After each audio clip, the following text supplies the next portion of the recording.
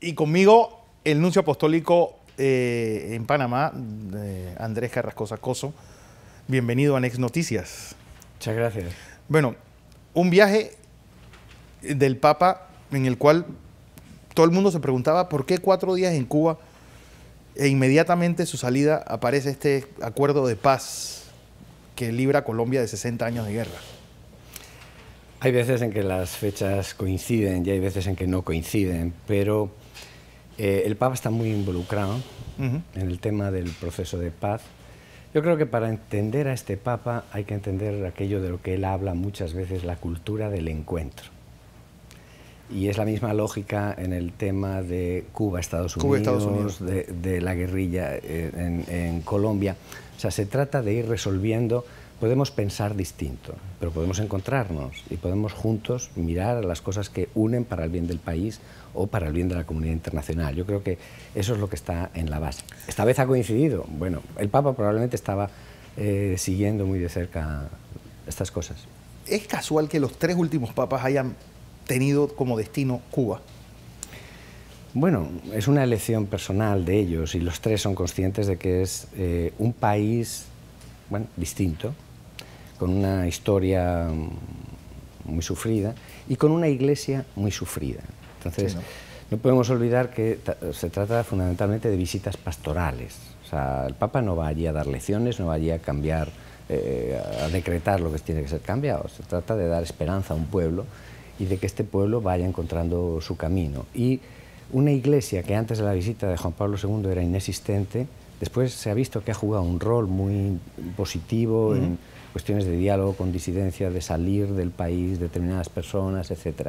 Entonces, yo creo que en ese aspecto, como comentaba el portavoz del Papa el otro día, creo que con esta visita en concreto se ha hecho un gran servicio a ese país entero, o sea, no solo a un sector.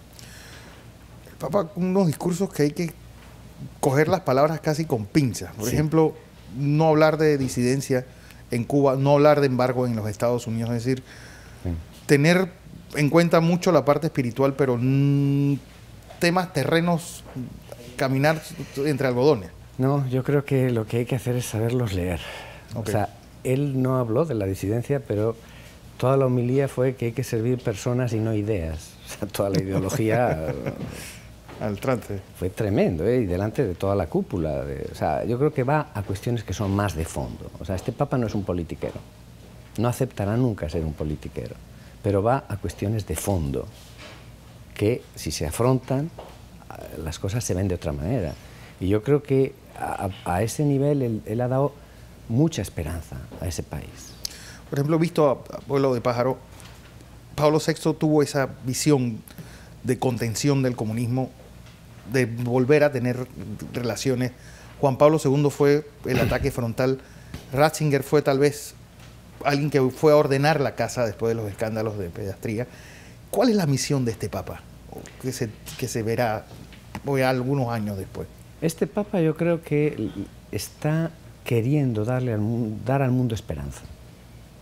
O sea, está hablando de cosas. O sea, ¿quién habla hoy de ternura? Sí. Este mundo necesita ternura. No tengamos miedo de manifestar. Y él parte de su experiencia del amor de Dios y plantea todo un año de la misericordia. Ahí tenemos el perdón, y en todas las sociedades, incluida la nuestra, si uno piensa cuánto nos cuesta perdonar.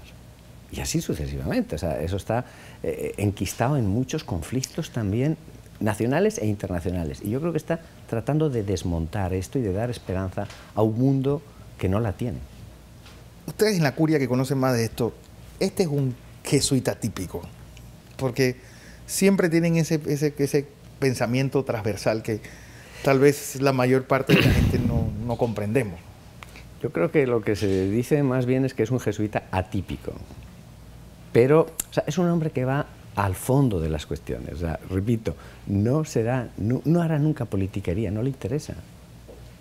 No le interesa. Y cuando hablas con él, yo tengo la suerte, la gracia de tener cada año un momento largo de encuentro de trabajo, y ves que es un hombre que va al fondo de las cuestiones, que va a los principios, que no le interesan los detallitos, que no le interesan, digamos, los detallitos en el sentido bueno, la lucha política del día a día, no le interesa. va mucho más en profundidad. Hoy deja de hablar en el Congreso de los Estados Unidos, en las dos cámaras, cosa por primera vez en un papa, y de allí a reunirse con vagabundos en un centro de acogida. Sí. Esto yo creo que... Reuniones con inmigrantes, incluso mañana tiene un encuentro en una cárcel. Sí. Es decir, es normal que un papa tenga una agenda tan diversa. La agenda de este papa la hace él. Sí. Y la hace él dando prioridad a lo que él considera que es prioritario, ¿no? En un pueblo como el norteamericano, que es un pueblo que está hecho de aluvión, Sí. de distintas oleadas de gente, ¿no? Entonces, ahora surge un momento de rechazo del extranjero. Vamos a ver, ¿quién es el extranjero, no? Hace 20 años era extranjero quizá el padre de quien está hablando, yo qué Claro. sé. O sea, entonces, en esas cosas él se presenta, yo soy un hijo de un inmigrante, ¿no? Y ayer para el papamóvil para que venga una niña de 5 años con su cartita, porque con sus amigas dice, nosotros tenemos piel diferente, pero nos queremos con mis amigas. Y esto, yo soy hija de una familia de inmigrantes, ¿no? Entonces, esa atención a las personas, a lo cotidiano, a lo concreto. Yo creo que estamos en lo mismo de Cuba. Claro. No se sirve a ideas o ideologías, se sirve a personas. Eso lo tiene tan claro y entonces lo va manifestando así, en un centro de inmigrantes, por ejemplo, o en una Washington, irte a ver a los sin techo, pero los hay. Los hay, claro. ¿Por qué no nos vamos a cerrar los ojos ante esa situación? Y la Iglesia, ayer les decía a los obispos, nadie en este país, en Estados Unidos, está haciendo tanto por los sin techo y por los migrantes como está haciendo la Iglesia Católica, y es verdad. ¿Está lavándole también la cara a la Iglesia Católica este viaje? Está renovando muchas cosas, está dando unos impulsos de renovación, de transparencia, de ir a resolver cuestiones que estaban, digamos, sin resolver, a organizar de manera diferente cosas en la curia romana que después van a tener un eco también en las iglesias locales, etcétera.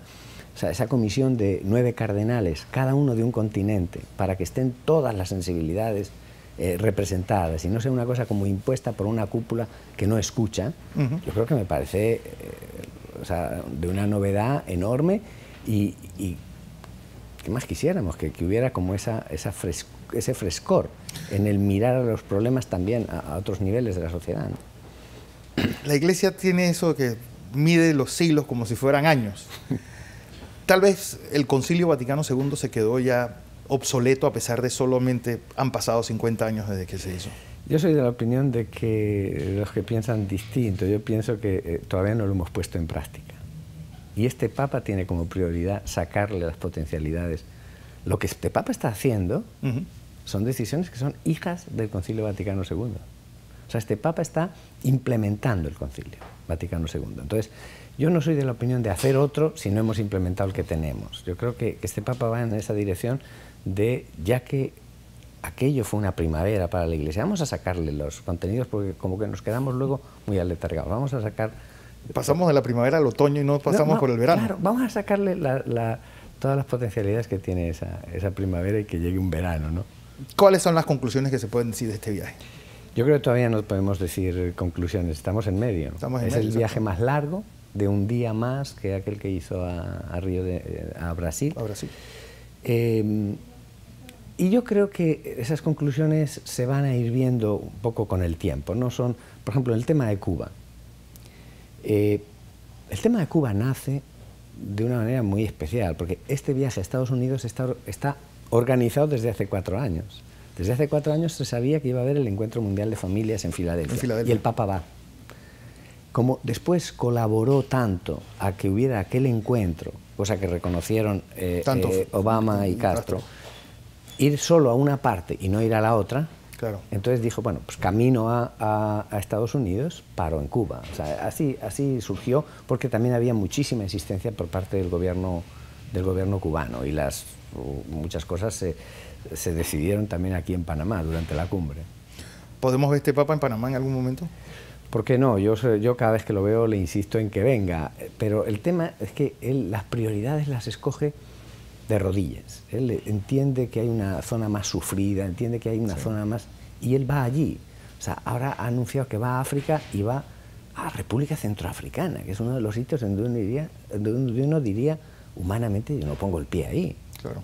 y él escoge ese país. O sea, yo por supuesto le estoy invitando, los obispos le están invitando, el presidente le está invitando, estamos todos ahí. Vamos a ver, después él decide, y yo me siento muy orgulloso de tener un jefe que decide estas cosas de rodillas delante de Dios, aunque en algún momento no coincida con lo que yo desee, más o menos.